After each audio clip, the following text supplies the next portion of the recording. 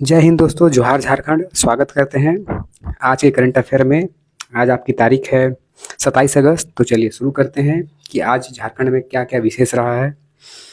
तो ध्यान वाली बात यह है दोस्तों कि आज झारखंड सदन में अर्थात झारखंड विधानसभा में टोटल 5 विधेयक को पारित किया गया है, जो आगे चलकर राज्यपाल से साइन होने के बाद कानून के रूप में सामने आ जाएगा। तो हम बारीकी से जान लेते हैं कि उसमें ऐसा क्या क्या प्रावधान किया गया है, जो मुख्य प्रावधान क्या क्या किए गए हैं इन 5 विधेयक में।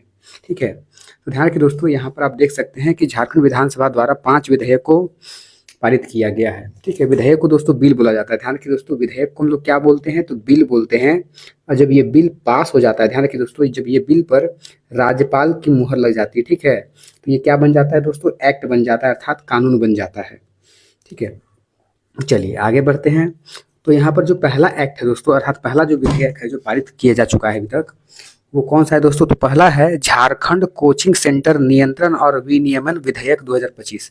अर्थात दोस्तों इसमें ये कहा गया है कि जितने भी झारखंड में जितने भी कोचिंग सेंटर चलते हैं, ठीक है, जहाँ पर बच्चे तैयारी करते हैं एग्जाम में, ठीक है, एग्जाम की तैयारी करते हैं, जॉब की तैयारी करते हैं, उनको रेगुलेट, उनको कंट्रोल करने के लिए, ध्यान रखिए दोस्तों, उनको कंट्रोल करने के लिए और उसको रेगुलेट करने के लिए सरकार के द्वारा एक कानून लेकर आया जा रहा है। ठीक है, इस कानून में क्या मुख्य बातें कही गई है कि ध्यान वाली बात ये दोस्तों इसमें ये है, इसमें ये कहा गया है कि ये जो विधेयक है, अर्थात ये जो कानून जब बन जाएगा, अभी जब राज्यपाल के द्वारा जब साइन कर दिया जाएगा, तो इसमें ये कहा गया है कि ऐसी कोई भी कोचिंग संस्था जहाँ पर 50 छात्रों से अधिक बच्चे पढ़ते हैं उस पर ये कानून लागू होगा। अर्थात ये जो कानून है किस पर लागू होगा, तो वैसी संस्थाओं पर लागू होगा जहाँ पर 50 से अधिक बच्चे पढ़ते हैं। ठीक है, दूसरी बात ये कहा गया है कि कुछ बच्चे ऐसे होते हैं या कुछ अभिभावक ऐसे होते हैं जो अपने बच्चों को 16 साल या उससे कम उम्र में ही बच्चों को कोचिंग करवाना शुरू कर देते हैं जॉब की तैयारी करने के लिए। ठीक है, तो उनके लिए कहा गया है कि ऐसे बच्चे जो जॉब की तैयारी करना चाह रहे हैं लेकिन उनकी उम्र 16 साल से कम है, फिर भी और कोचिंग की तैयारी करना चाहते हैं, तो उनके लिए उनके अभिभावक की अनुमति लेना आवश्यक है। अर्थात अभिभावक से उनको आपको साइन लेना पड़ेगा कोचिंग संस्था को कि हम आपके बच्चे को पढ़ाना चाहते हैं, उनके लिए एक परमिट लेना पड़ेगा। चलिए अगली बात यह है दोस्तों कि इसमें ये कहा गया है कि ऐसी कोचिंग संस्था, ध्यान रखिए दोस्तों, ऐसी कोचिंग संस्था जहाँ पर 1000 से अधिक बच्चे पढ़ते हैं, ठीक है, ऐसी कोचिंग संस्था जहाँ पर 1000 से अधिक बच्चे पढ़ते हैं, उस सेंटर में, उस कोचिंग संस्था को एक मनोचिकित्सक रखना होगा। अर्थात दोस्तों, ठीक है, अर्थात दिमाग का डॉक्टर रखना पड़ेगा ताकि बच्चों को कोई भी किसी तरह की समस्या ना हो। सबसे बड़ी बात इसमें ये कर दी गई है कि जितने भी जो कोचिंग संस्था चलते हैं उनके लिए समय सीमा निर्धारित कर दी गई है कि जितनी भी कोचिंग चलते हैं वो सुबह 6 बजे से लेकर रात को 9 बजे तक ही खुले रहेंगे। उसके बाद कोचिंग संस्था ना सुबह 6 बजे से पहले खुल सकते हैं और रात 9 बजे तक कोचिंग संस्था को बंद करना होगा।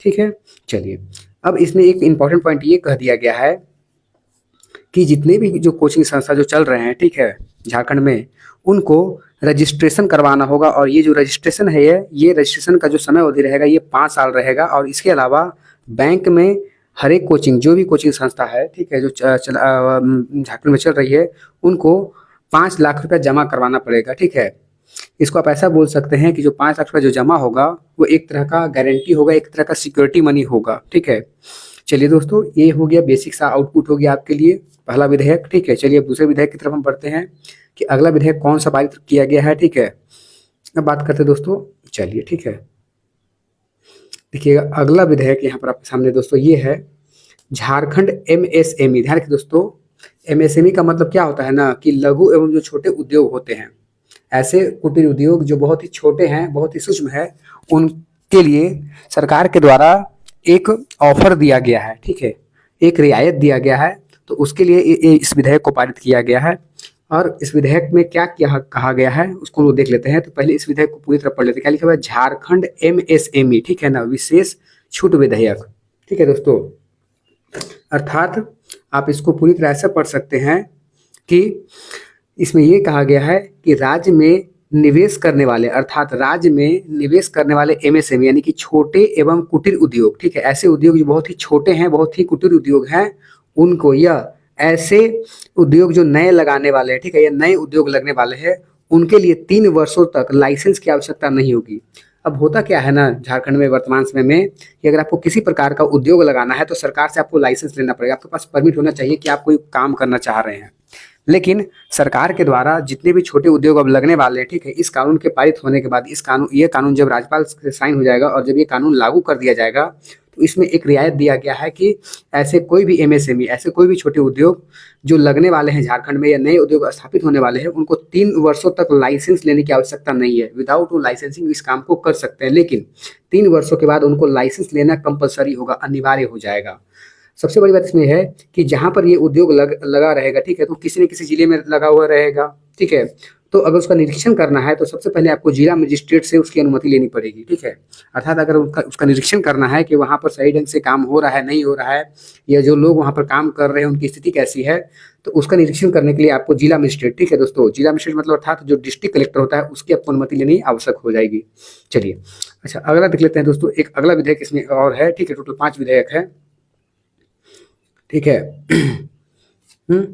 पास में ये दोस्तों, इसमें ये कहा गया है कि अगला विधेयक है कि व्यावसायिक शिक्षण संस्थान विधेयक 2025, ठीक है। अर्थात इसमें जितने भी निजी उच्च शिक्षण संस्थान है, ध्यान रखिए दोस्तों, जितने भी प्राइवेट जो हायर स्कूलिंग जो संस्थान है, इंस्टीट्यूशन है, उसमें ये कहा गया है कि आपको जो शुल्क निर्धारित किया जाएगा, ठीक है, यानी कि जितने भी बड़े बड़े झारखंड में उच्च निजी शिक्षा संस्थान है उनके लिए शुल्क निर्धारित किया जाएगा कि आप बच्चों से इतना से ज़्यादा पैसा आप नहीं ले सकते हैं, ठीक है। और उसके लिए सरकार के द्वारा शुल्क निर्धारण समिति का गठन किया जाएगा और उसके आधार पर ही, ठीक है, उसके माध्यम से ही बच्चों से शुल्क लिया जाएगा। यानी कि कोचिंग संस्था या जितनी बड़ी बड़ी जो निजी संस्था है उनको ये ऑफर दिया जाएगा, उनको इस बात के लिए अवगत करवाया जाएगा कि आप बच्चों से कितना मिनिमम फी ले सकते हैं। एग्जाम्पल बताना चाहूँगा दोस्तों, जैसे सपोज दैट मान लीजिए कि एक कोई कोचिंग संस्था है, कोई मान लीजिए मेडिकल संस्था है, ठीक है, मान लेते हैं ए नामक कोई मेडिकल संस्था है और वो चाहती है कि मैं बच्चों का एडमिशन लूँ, ठीक है।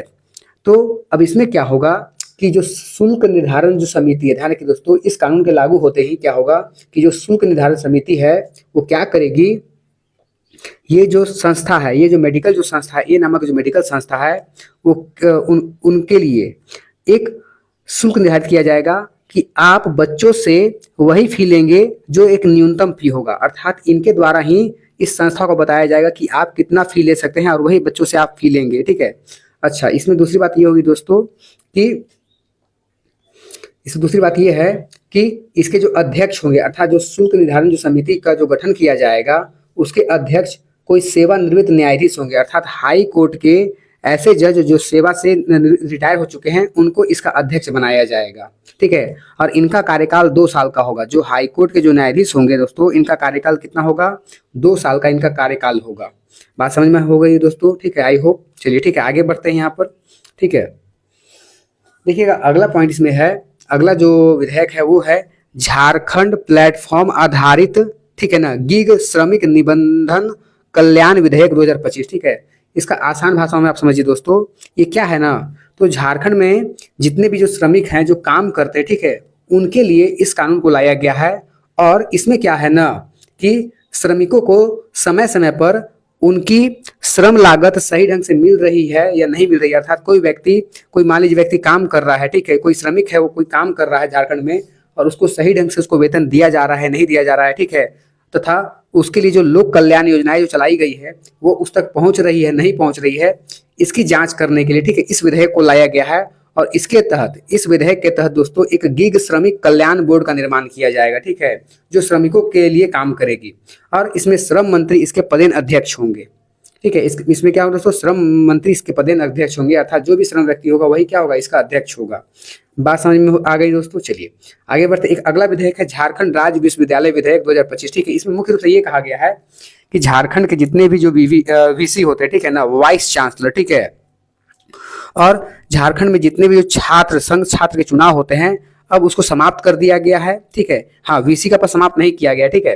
जो छात्र संघ के जितने भी चुनाव होते हैं ना उसको समाप्त कर दिया गया है, ठीक है। इसे मुख्य रूप से यही बात कही गई है। चलिए यहाँ तक ये कोई विधेयक इतना इंपॉर्टेंट नहीं है, लेकिन चलिए दोस्तों आप एक बार इसको फिर से देख सकते हैं, ठीक है। चलिए आगे बढ़ते हैं बिना देरी किए हुए हम लोग। देखिए दोस्तों अगला है, ये इंपॉर्टेंट हो सकता है दोस्तों, ठीक है, एग्जाम के पॉइंट ऑफ व्यू से, क्योंकि मैं यहाँ पर अभी कुछ आपसे संविधान के आर्टिकल के बारे में बात करूंगा। ध्यान रखिए दोस्तों, अब कहा गया है कि झारखंड में है जो अब महिलाएं, ठीक है, झारखंड की जो महिलाएं वो कारखानों में जो काम करती है वो अब रात्रि के समय भी काम कर सकती है, ठीक है। अर्थात झारखंड में जो भी महिलाएं हैं वो काम करती है कारखानों में, तो पहले ऐसा था कि उनको रात्रि में काम करने का अनुमति नहीं दिया जाता था, लेकिन अब हुआ क्या है ना, एक अधिनियम की बात करते हैं, कारखाना अधिनियम, ठीक है। ये भारत सरकार के द्वारा बनाया गया अधिनियम है, कारखाना अधिनियम 1948, ठीक है। तो कारखाना अधिनियम 1948 के तहत ऐसा कहा गया है कि कोई भी महिलाएं जो कारखाने में काम करती है उसको रात्रि 10 बजे रात से लेकर सुबह 6 बजे तक काम करने की अनुमति नहीं थी। अर्थात ऐसी कोई महिलाएं जो कारखाने में काम करती थी उनको रात्रि के समय काम करने की अनुमति नहीं थी। लेकिन अब हुआ क्या है कि झारखंड सरकार के द्वारा ऐसा उनको लगा कि नहीं भैया, महिलाओं को भी आगे बढ़ने का मौका मिलना चाहिए, वो भी रात्रि में काम कर सकती है। क्योंकि धीरे धीरे क्या हो रहा है, झारखंड में जो सिक्योरिटी का लेवल है, ठीक है, महिलाओं के प्रति जो सिक्योरिटी है, सरकार को लगती है कि नहीं, अब हम धीरे धीरे उनको दुरुस्त कर रहे हैं, तो अब महिलाओं को भी इसके लिए अब आगे आना चाहिए। महिलाएं भी अब रात्रि में काम कर सकती है जैसे पुरुष काम करते हैं। तो उसके लिए क्या होता है दोस्तों ना, क्योंकि ये कानून सरकार के द्वारा बनाया गया है और ये कानून केंद्र सरकार के द्वारा बनाया गया है, ठीक है। अब केंद्र सरकार द्वारा कानून बनाया गया है तो संसद ही इसमें संशोधन कर सकती है, लेकिन इसके लिए राज्य सरकार को एक शक्ति दी जाती है दोस्तों। वो शक्ति क्या है मैं भी बात करना चाह रहा हूँ। इसके लिए झारखंड विधानसभा गवर्नमेंट सरकार के द्वारा, ठीक है, झारखंड सरकार के द्वारा क्या किया गया है, कारखाना झारखंड संशोधन अधिनियम 2025 पारित किया गया है, ठीक है। ये पास कर दिया गया है, ये कानून बन चुका है। तो झारखंड सरकार के द्वारा कारखाना झारखंड संशोधन अधिनियम 2025 के तहत पारित कर दिया जा चुका है, के तहत अब महिलाएं अपनी सहमति से शाम 7 बजे से लेकर सुबह 6 बजे तक फैक्ट्री या कारखानों में काम कर सकती है, ठीक है। अब यहाँ प्रश्न ये उठता है कि जब कोई भी कानून अगर केंद्र सरकार के द्वारा बनाया गया है, केंद्र सरकार के द्वारा कानून बनाया गया है, तो उस पर राज्य सरकार कानून कैसे बना सकती है। तो इसका मतलब है दोस्तों, एक चीज यहाँ पर समझनी होगी। आपने एक आर्टिकल पढ़ा होगा, आर्टिकल 200, ठीक है दोस्तों, आर्टिकल 200 और एक आर्टिकल पढ़ते हैं 201। अब होता क्या है ना दोस्तों कि मान लीजिए कि ये एक्ट तो संसद द्वारा बनाया गया था। अब अगर मान लीजिए कोई भी स्टेट चाहता है कि नहीं भैया, हम इस एक्ट के माध्यम से, ठीक है, इस एक्ट में कुछ ऐसे हम कुछ बदलाव कर दे अपने राज्य के अनुकूल, ठीक है, तो उसके लिए संविधान में आर्टिकल 201 दिया हुआ है। अब होता क्या है कि इसमें झारखंड सरकार के द्वारा एक कारखाना झारखंड संशोधन विधेयक लाया जाता है, और इस विधेयक को जब विधानसभा से पारित किया जाता है तो इस विधेयक को आर्टिकल 200 के तहत, ठीक है ना, कहाँ राज्यपाल को साइन करने के लिए भेजा जाता है, ठीक है। लेकिन क्योंकि अब यहाँ पर दिक्कत ये है कि ये कानून किससे टकराने वाला है, ये कानून टकराने वाला है झारखंड अधिनियम 1948 से, क्योंकि ये कहता है कि महिलाएं रात्रि में काम नहीं कर सकती, और झारखंड सरकार चाहती है कि हम ऐसा कोई कानून लाएं जो रात्रि में महिलाओं को काम करने की अनुमति दे। तो अब राज्यपाल क्या करेंगे, इस विधेयक को राष्ट्रपति के लिए भेज देंगे, ठीक है, राष्ट्रपति की अनुमति के लिए भेज देंगे। तो आर्टिकल 201 ये कहता है कि कोई भी विधेयक जो राज्य विधानसभा प्रस्तुत किया जाता है तो राज्यपाल किसी भी विधेयक को राष्ट्रपति को हस्तांतरित कर सकते हैं, ठीक है।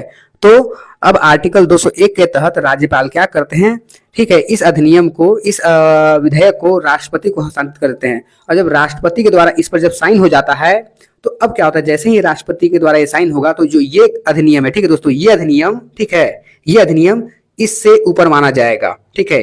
ये अधिनियम झारखंड कारखाना झारखंड संशोधन अधिनियम 2025 कारखाना अधिनियम 1948 से ऊपर माना जाएगा, और इसको अब झारखंड में लागू किया जाएगा। अब ये लागू नहीं किया जाएगा, और इसके तहत क्या हो गया, अब महिलाएं रात्रि में काम कर सकती है, ठीक है। तो इसी पॉइंट को मैंने नीचे लिख दिया है दोस्तों, ठीक है। अब बात समझिएगा, इसी पॉइंट को मैंने नीचे लिख दिया है कि इस विधेयक को अनुमति राष्ट्रपति के द्वारा दिया गया है, ठीक है, क्योंकि जब भी कोई विधेयक को राष्ट्रपति के द्वारा अनुमति दे दी जाती है तो वो संसद के द्वारा बनाए गए किसी भी अधिनियम से बरी हो सकती है, ठीक है। मैं इस पर डिटेल चर्चा करूंगा, ठीक है, कभी। चलिए दोस्तों आगे बढ़ते हैं। अब बात करते हैं दोस्तों, ध्यान रखिएगा, अगला पॉइंट इसमें है कि नॉर्थ, ध्यान रखिए दोस्तों, अगला प्रश्न है कि नॉर्थ ब्लॉक, ठीक है, दिल्ली का जो नॉर्थ ब्लॉक है, ध्यान रखिएगा, दिल्ली का जो नॉर्थ ब्लॉक है बनेगा दुनिया का सबसे बड़ा म्यूजियम। अर्थात दिल्ली के नॉर्थ ब्लॉक में बनेगा दुनिया का सबसे बड़ा म्यूजियम। यहाँ मैंने लिख दिया, ठीक है, आम शब्दों में। ध्यान रखिए दोस्तों, क्या लिखा हुआ है ना, दिल्ली में सेंट्रल विस्टा पुनर्विकास योजना। आपको पता होगा दोस्तों कि भारत की जो नई जो संसद भवन बनी है सेंट्रल विस्टा, ठीक है, उसी के तहत ही, ध्यान रखिए दोस्तों, उसी योजना के तहत ही, ठीक है, दुनिया का सबसे बड़ा संग्रहालय, ठीक है ना, दुनिया का सबसे बड़ा म्यूजियम बनने वाला है, ठीक है। और उस म्यूजियम का नाम क्या होगा दोस्तों, तो युगीन भारत म्यूजियम नाम है। ध्यान रखिए दोस्तों, युगीन, ध्यान रखिए, थोड़ा नाम प्रिंटिंग मिस्टेक हो गया दोस्तों, यहाँ नाम देखिएगा, युगीन भारत म्यूजियम बनाया जाएगा, ठीक है। और इसका जो क्षेत्रफल है वो 1,55,000 वर्ग मीटर का होगा, ठीक है। अर्थात दिल्ली में ही, ध्यान रखिएगा, दिल्ली में सेंट्रल विस्टा पुनर्विकास योजना के तहत दुनिया का सबसे बड़ा संग्रहालय बनाया जा रहा है। उस संग्रहालय का नाम है युगे युगिन भारत म्यूजियम। इसका क्षेत्रफल 1,55,000 वर्ग मीटर होगा और यह पेरिस के लोवर म्यूजियम से बड़ा होगा, ठीक है। पेरिस में एक म्यूजियम है दोस्तों, ठीक है, लोवर, ठीक है ना, म्यूजियम उससे बड़ा होगा, ठीक है। चलिए आगे बात करते हैं यहाँ पर।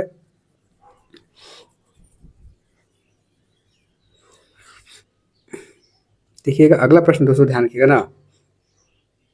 चलिए ठीक है, ये इसलिए है करंट अफेयर में क्योंकि कहीं ना कहीं एग्जाम में ये प्रश्न पूछा जा सकता है, तो उसको ध्यान रखते हैं दोस्तों। ध्यान रखिएगा, जमशेदपुर का आतंकी हैदर इंटरपोल के रडार पर है, दुनिया में हो रही है तलाश, ठीक है। अब आपको यहाँ आतंकवादी के बारे में तो पढ़ना नहीं है, लेकिन आपको इंटरपोल के बारे में पढ़ना पड़ेगा कि इंटरपोल किसे कहते हैं, क्या होता है, ठीक है। तो उससे पहले, ठीक है, एक और न्यूज हम जान लेते हैं दोस्तों, ठीक है, क्योंकि अभी कहीं ना कहीं झारखंड में इसकी चर्चा है, ठीक है। हुआ क्या है कि दिल्ली में, ठीक है, दिल्ली में एक मंत्री के घर रेड किया गया है। और किसके द्वारा रेड किया गया दोस्तों, तो इन्फोर्समेंट डायरेक्टरेट के द्वारा, ठीक है, प्रवर्तन निर्देशालय के द्वारा रेड किया गया है, ठीक है। ये जो मंत्रालय है, ठीक है, सॉरी, ये जो निर्देशालय है इन्फोर्समेंट डायरेक्ट, इसको बोलते हैं दोस्तों ईडी बोलते हैं। क्या बोलते हैं, आपको खूब नाम सुना होगा, ईडी का रेड पड़ गया है, ठीक है। इन्फोर्समेंट डायरेक्टरेट का रेड पड़ा है और ये किसके अधीन काम करता है दोस्तों, तो ये वित्त मंत्रालय के अधीन काम करता है। और ये किसके लिए काम करता है दोस्तों, तो वित्तीय अपराधों की जांच करता है। अर्थात भारत में कहीं पर भी अगर कोई पैसा का करप्शन होता है तो उसकी जांच इन्फोर्समेंट डायरेक्टरेट करता है, ठीक है। और इन्फोर्समेंट डायरेक्टर का हेडक्वार्टर कहाँ है दोस्तों, तो नई दिल्ली में है और इसकी स्थापना 1 मई 1956 को की गई थी, ठीक है। ये करंट अफेयर के पॉइंट ऑफ व्यू से इंपॉर्टेंट जाता है, कहीं ना कहीं आपसे एग्जाम में पूछ सकता है कि बताइए प्रवर्तन निर्देशालय का मुख्यालय कहाँ है या किस मंत्रालय के अधीन काम करता है, ठीक है। अब आते हैं मेन टॉपिक के ऊपर दोस्तों, इंटरपोल, ठीक है। इसमें मैं कुछ बातें बताऊंगा, ठीक है। तो इंटरपोल किसे कहते हैं दोस्तों, ठीक है। तो इंटरपोल मतलब दोस्तों ध्यान रखिएगा, इंटरपोल का मतलब होता है अंतर्राष्ट्रीय पुलिस, ठीक है। जैसे आपकी जो पुलिस होती है, झारखंड में जो पुलिस होती है, बिहार में पुलिस होती है, उसी प्रकार इंटरपोल का मतलब क्या होता है दोस्तों, अंतर्राष्ट्रीय पुलिस, ठीक है, अंतर्राष्ट्रीय पुलिस। इसका काम क्या है ना, तो इसका काम है कि दुनिया में, ठीक है, दुनिया में कोई भी ऐसा अपराधी, दुनिया में ऐसा कोई भी अपराधी या आतंकवादी, ठीक है, उसको ये गिरफ्तार करने की क्षमता रखती है। दूसरी आम भाषाओं में ये बोलूँ मैं, तो इसका मतलब ये होता है दोस्तों, एक उदाहरण से आप इसको समझिए, ठीक है।